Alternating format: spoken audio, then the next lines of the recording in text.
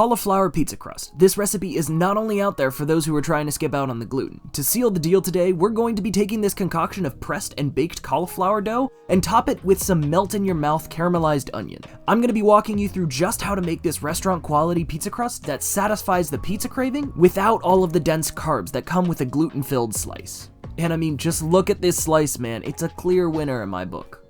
Hi there, y'all. I'm Tom, and this is Empty Pantry Entrees, a place where you can come to learn all the skills you need to make delicious creations from only the odds and ends in your pantry. And today, we're making a cauliflower thin crust pizza that doesn't suck. In this recipe, we're going to try to maximize structural rigidity and make this a pizza that you can eat by hand and not with a fork.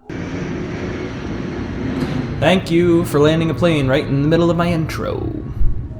Gotta love living next to an Air Force base. As for the toppings, we're gonna keep things relatively simple with a mixture of pesto, mushrooms, and some deliciously caramelized onion. But without going on and on about it, I think it's about time for us to move on.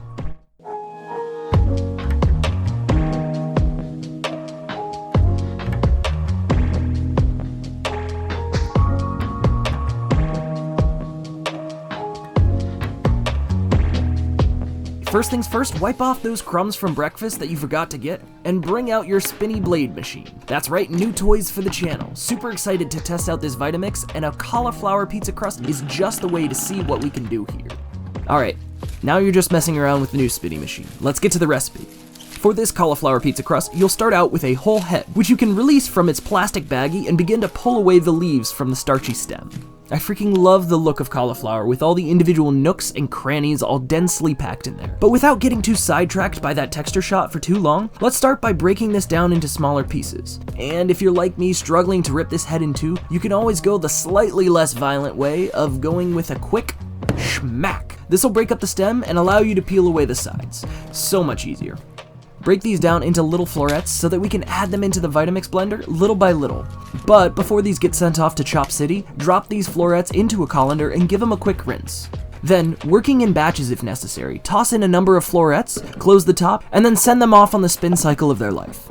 If you need to, feel free to get in there with a tamper to get stuff moving around and fully blend it. We're going for a very, very fine-grained cauliflower rice here. It'll take about a minute or so of blending to get each batch down to this level of fine grain. Once that's ready, you'll head on over to the stove and dump your cauliflower rice into a large pot, covering it with about an inch or so of water and a hefty shake of salt. Mix around and bring this up to a boil on high for about 5 minutes to soften things up and start the cooking process, which gives you more than enough time to clean out that blender top, which, in my opinion, the easiest way to do this is give it a quick rinse, then fill with a splash of dish soap and waddle your way on over to the blender base with camera in one hand. Then smack that baby on and give it a spin cycle to clean off some of the harder reach places of the bottom of the pitcher.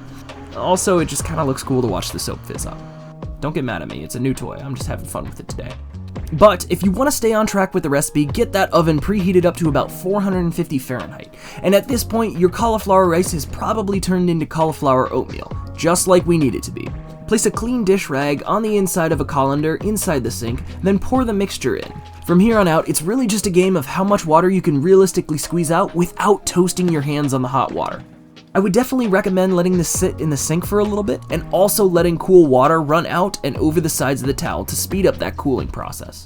Now on to the second star of the show, the caramelized onions. All you're gonna have to do for that is to heat up a sizable pour of olive oil and about a teaspoon of butter on a medium-low heat. Then chop your onion about the pole. Slicing it this way gives you much longer individual strands for you to work with down the line.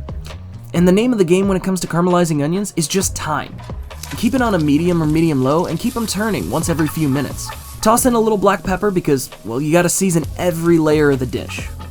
And with that, you're gonna let these onions gently sizzle away for the next 10 to 20 minutes. Feel free to work on other portions of the dish, so long as you remember to keep them moving every 5 minutes or so. Now, time for the real reason y'all are here. Pour out that cauliflower ball and add to it 2 beaten eggs to serve as your binder. Then to amp up that umami factor comes about 1 cup of grated Parmesan, another teaspoon of black pepper, 2 teaspoons of garlic powder, and 2 teaspoons of Italian seasoning. Now to combine, you're gonna use a rubber spatula and focus on folding to incorporate everything and distribute that seasoning as evenly as possible. Once that's done, get a parchment paper over a baking sheet, spray it with a touch of canola oil, and then plop on down your cauliflower dough ball. Now is when you're going to work on pressing and slowly working that ball into the rough pizza shape you're going for. At the end of the day, thickness is key. Anything more than 1/3 of an inch and you're gonna be getting soggy pizza. So really flatten that boy out without making any internal holes or gaps in the dough. You didn't forget about those onions, right? Just making sure. Anyways, after a quick 40-minute stint in the oven at 450 degrees Fahrenheit, you're gonna get this beautiful looking cauliflower crust coming out. Deeply browned all around and a clear indication of where the hot spot is in the oven. Now, since we've already committed to making a pizza crust that no 5-year-old would rightfully call pizza, let's take it a step further by skipping the tomato sauce altogether. Drizzle on a healthy amount of olive oil, then use a barbecue brush to spread it out as even as possible. Then, administer as much pesto as your heart desires. For me, that's about 2-ish tablespoons. Topping that off then is the caramelized onions, some quick sliced white mushrooms, and a handful of low moisture, full fat mozzarella chunks. We're going with whole chunks so that we get these nice big pools of cheesy goodness.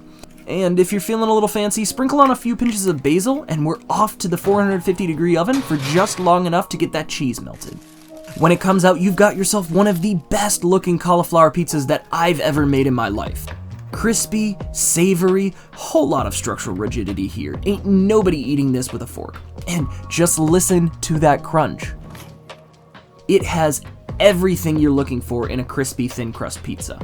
I would wholeheartedly recommend giving this one a try if you're looking to avoid the gluten or if you're just looking to get a lighter twist on pizza. And that about wraps it up for today. Check out the comment section below to see what videos I've got in mind for the future, and leave a comment voting for what you think you want to see first. Thanks for watching, and I'll see you all next time.